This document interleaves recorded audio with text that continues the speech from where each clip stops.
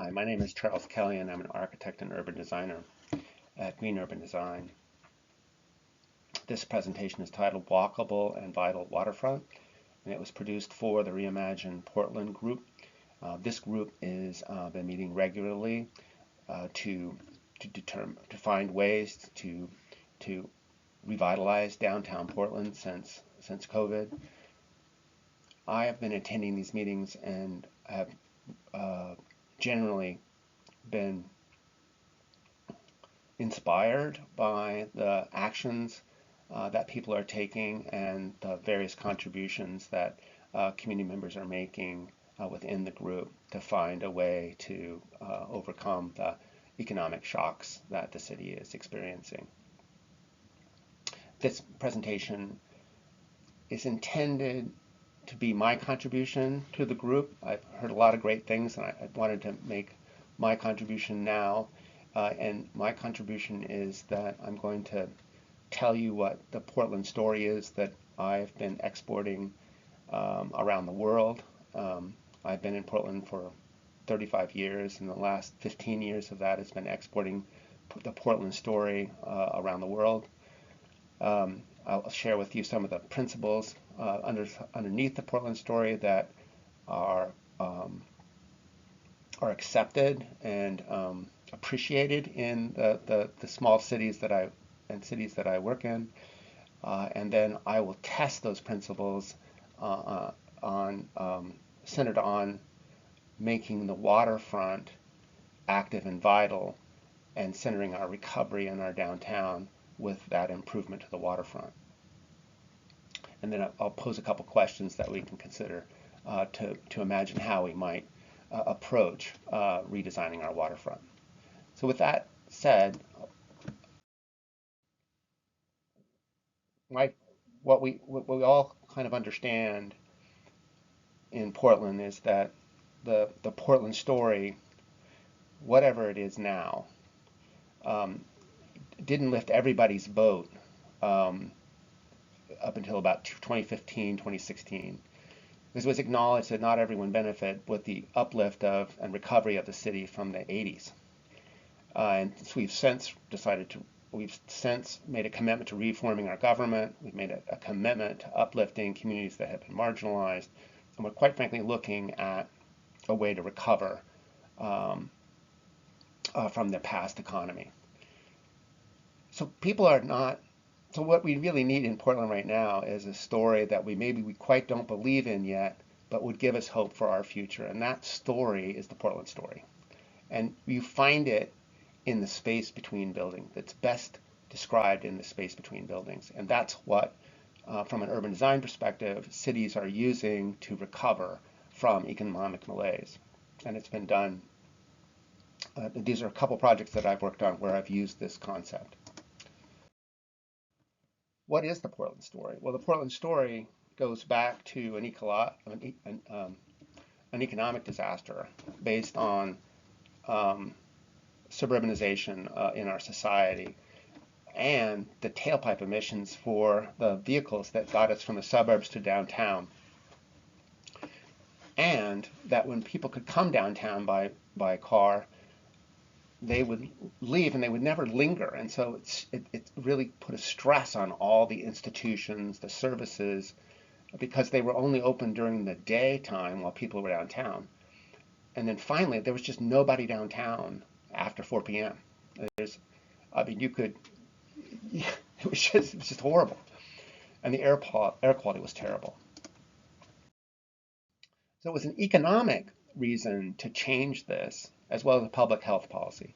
But the economic reason was that downtown was just covered in cars, and that every available space in downtown was assigned, not in a building use footprint, was assigned to either storing or moving, mobility of a car.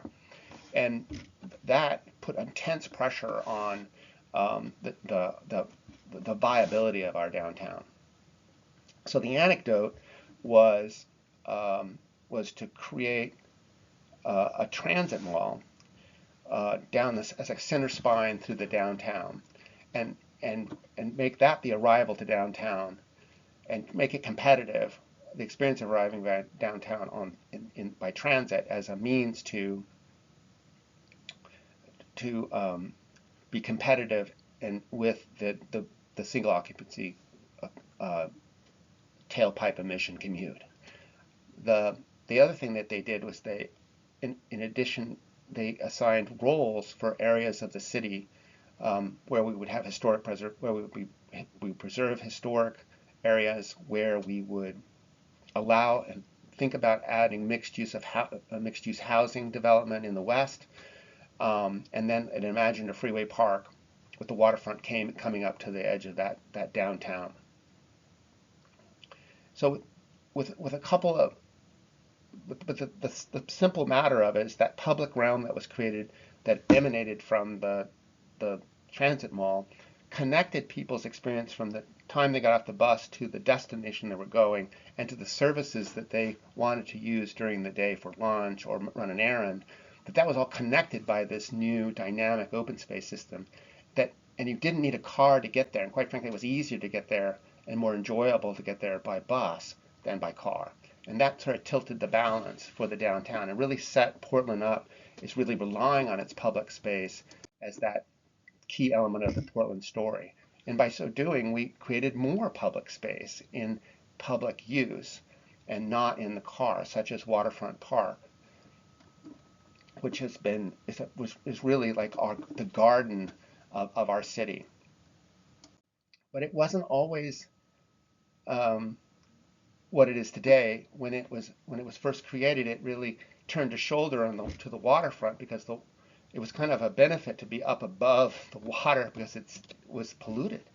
And so today the water has been cleaned up, but at the time it was these heavy rain events, or any rain event, was filling up our sewer system and then spilling raw sewage into the Willamette. And we were able to correct that by innovating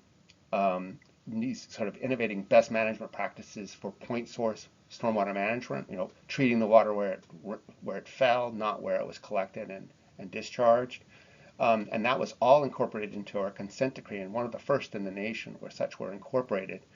And so doing that and taking a strategy on a watershed by watershed to prioritize our investments based on how well the ground can just absorb water, rather than treating every piece of land the same, we were able to clean up the river and now swim in it. And when people would hire me, or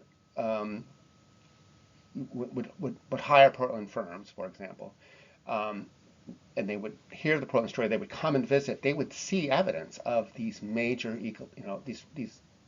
the elements of the recovery for that ecological and economic disaster.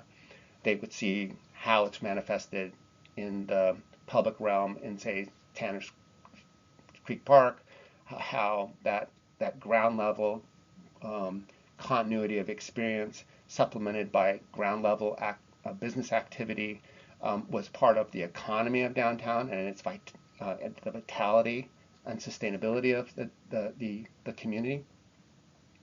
And then how the creative ways in which we were able to induce more people to come by public transit. And finding that all these things taken together, even during a period of high growth in the region, we were able to get our carbon emissions to decline, which was second to none. And quite frankly, Portland, when it was an easy sell to sell the Portland story for many years, because we had tangible and beneficial public space that had this high level of performance. And what are the principles of the Portland story? I really learned this working at the city of Portland, and my mentors will corroborate this. But I'm going to boil it down to the things that my Japanese clients really taught me what was important about the Portland story, and it had to do with streets are connectors. And then if streets are connectors, how do we improve the continuity of experience along those connectors to really represent the values of the community, but also promote the livability that they desired? And then how do the buildings reinforce that continuity of experience, by how they face the street, how they open up to it, and how they develop the plazas around their buildings. And when you walk around, they would see it. It would just sell itself. So if if I were coming to a small city in Japan, the first thing I would do is I would kind of run it. They would expect me to run it through the connectivity, continuity, and character lens, and so I'll just snapshot that I'll do that snapshot quickly around this question: how do we use investments in our waterfront to connect to housing and revitalize our downtown? Because essentially what we're trying to do is find a way for the work, wealth, and wisdoms of all the people who can contribute to downtown have a way to contribute to downtown. Portland, the west side of the western areas of the downtown are fantastic mixed-use districts that are wonderful stopover districts for people coming to town. And we have a waterfront, and we have this downtown that's really struggling right now. How do we connect those two in a reasonable and legitimate way that makes sense?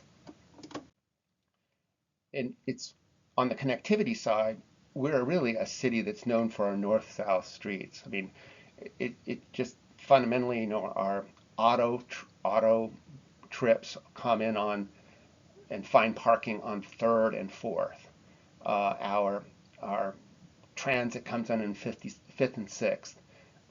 The Pearl District connects to the north end on 10th and 11th. 13th is this weird outlying street, which is kind of the incubator of the Pearl District. It's kind of a remnant of it's just a unique street. It's hard to say what it is. But 18th and 19th and 21st and 24th are out there in the other side beyond. North and south streets are the kind of streets that in any season of the year you can find sun or shade depending on the temperature. Whereas the east-west streets, they tend to be in shade. They're kind of like the best places to be in the hottest day of the year because they're usually in shade. And there's some morning sun, and then in the afternoon it kind of is protected from the setting sun in the summertime. So it's kind of one of the coolest. These are the coolest streets to be on in the hottest days of the year. And then the most of the energy is out there in the west, and the prow of that energy and all these nodes is roughly the James Beard Market, which is located in the Alder Washington couplet, which is an area of Portland that distinguished itself at a time when the building technology made small buildings and tall, skinny buildings, and so there's just all this rich character that's reminiscent of the 20s and development in the 20s and 30s. And then following that and post-war, things got bigger and were not. We'll just say it was like our historic downtown, if you will, for over the ages. And so now we're looking at corridors that might intersect with these north-south streets, auspiciously with areas where there is a node existing energy and or a new potential for developing housing that could be connected directly to the waterfront and create new pathways that felt safe, enjoyable, where one could find services, and then ultimately find a reward at the end by being at the waterfront. And the key piece here is that what I found is that the waterfront doesn't stop at NATO.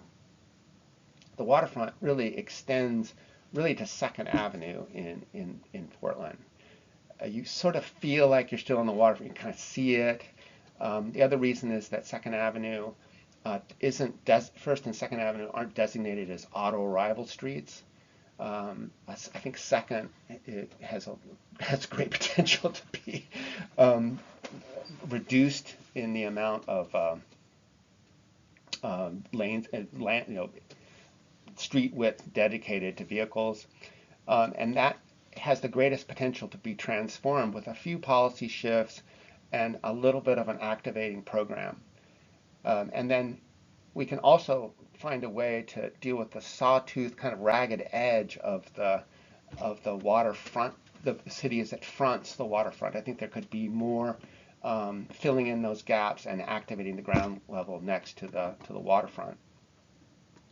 And then there's a few corridors we might find as priority corridors to really start, cultivating activity and energy on those streets in the short term, and maybe even have some long-term plans to sort of solidify the housing areas, particularly on Oak and Harvey Milk. It's really trying to drive that direct linkage up to the Pearl District. But I think that if there's another story might be a little different for the West End up here, but in all cases, each area is a little different.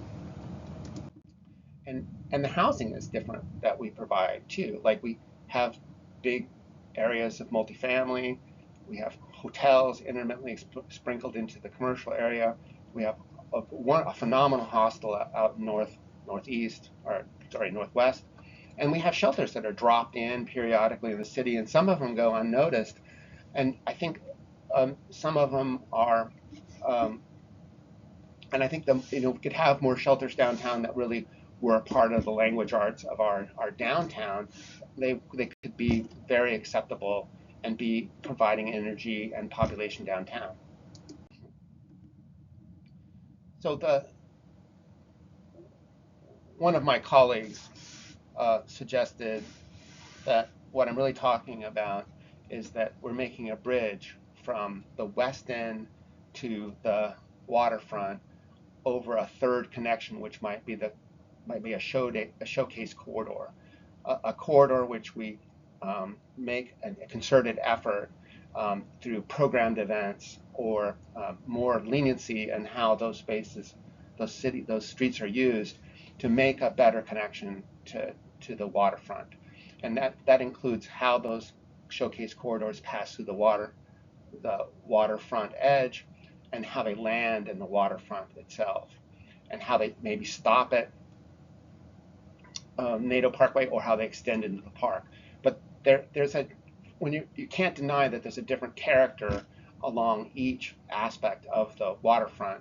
What I think what we're trying to understand is what should that be, and how should it be done that also uplifts and invigorates our downtown and improves our housing access. Because the waterfront maybe doesn't need too many more improvements, but it just needs to acknowledge the fact that it's most times a year is more of a passive use park, and maybe we can improve the passive characteristics of that, perhaps have more kiosks, perhaps maybe more access to the water. But by and large, it could be a place that remains an assembly area. Maybe there's an events location, but maybe there's some covered areas for protection.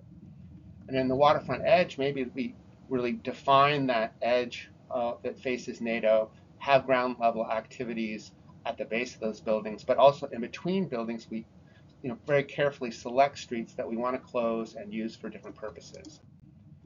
And then maybe we think the waterfront edge is really another stopover district where we encourage, building conversions to sort of a blended co-work, co-living experience that takes pressure off of building permanent housing exclusively for, leased tenants in a traditional fashion. Perhaps it's more a group living concept. We see this in Amsterdam, Tokyo, Korea. This is something that I think we should consider.